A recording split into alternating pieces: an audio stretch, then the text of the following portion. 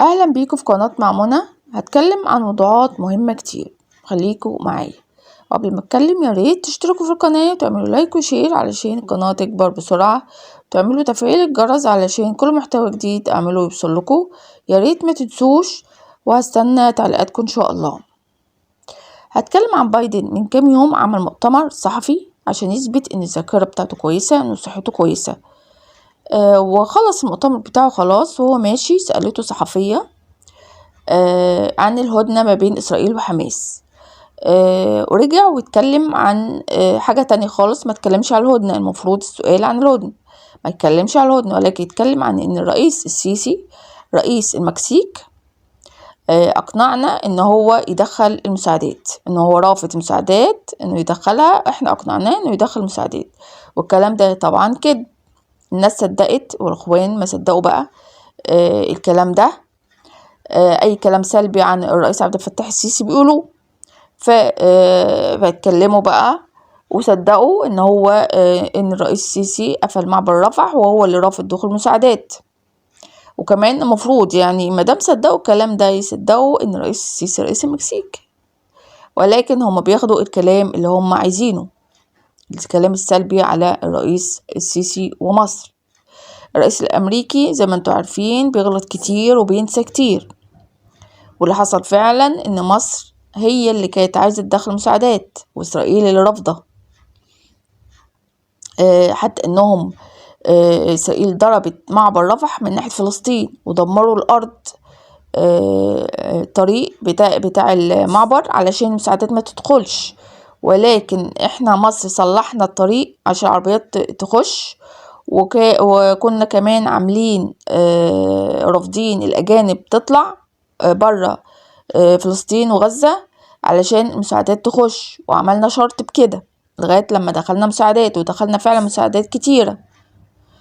دخلنا معظم المساعدات اللي دخلت 80% من مصر بالرغم من الأزمة الاقتصادية اللي عندنا، و20% من الدول التانية. الاحتلال زي ما انتم عارفين إسرائيل بتضرب في غزة من 7 أكتوبر، من شهر أكتوبر لغاية دلوقتي احنا في شهر فبراير، وحصراهم من شمال غزة راحوا لوسط غزة، من بعد كده راحوا جنوب غزة، محاصرينهم في رفح. فكل عدد السكان الكبير في غزة كله راح في مدينة صغيرة اللي اسمها رفح، ورفح جنب مصر على الحدود. مصر بدأت في إرسال دبابات ومدرعات في سيناء عشان تعزز الأمن، طبعا ده أمن قومي ليها على حدود قطاع غزة. والقوات منتشرة قبل توسيع إسرائيل عملياتها العسكرية في رفح، وقبل ما تعمل العمليات بتاعتها في رفح وجنوب غزة. أغلب السكان القطاع اللي هم في شمال وفي وسط راحوا رفح. في احتمال كبير ممكن إن إسرائيل إنها تعمل تجبر الفلسطينيين على الخروج بشكل جماعي من القطاع غزة لمصر، وده طبعا احنا ده رافضينه. ومصر بتهدد إسرائيل، وكمان بتعلق اتفاقية جنب ديفيد للسلام لو حصل أي عملية عسكرية ضد رفح أو في حدود مصر، جنب حدود مصر. الضرب لو في ضرب في الحتة دي مصر هتخش الحرب.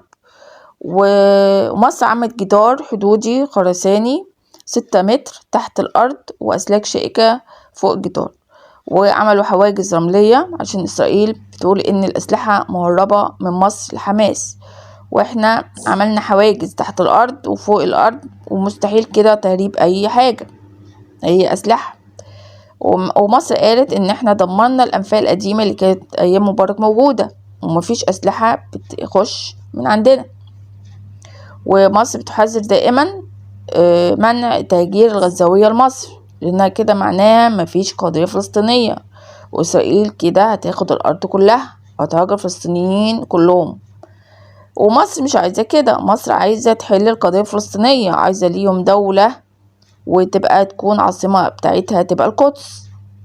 وحذر كتير الرئيس عبد الفتاح السيسي من النزوح لسيناء، لأن كده هيحول سيناء لقاعدة لهجمات ضد إسرائيل، وده إحنا مش عايزينه. ومصر بتحاول دلوقتي للوصول للهدنة مع حماس وإسرائيل. في اجتماع قريب في مصر أجهزة المخابرات إسرائيل ومصر وقطر وأمريكا وحماس للوصول لحل، وإن شاء الله الحرب تقف، لأن في شهداء عدد كبير وكمان مصابين عددهم كبير جدا، إصابات خطيرة جدا، ما يعرفوش يعيشوا حياتهم تاني كويس زي ما كانوا. ويا رب الحرب تقف، ويا رب احفظ مصر، ويا رب احفظ فلسطين. وبكده خلصت الحلقة.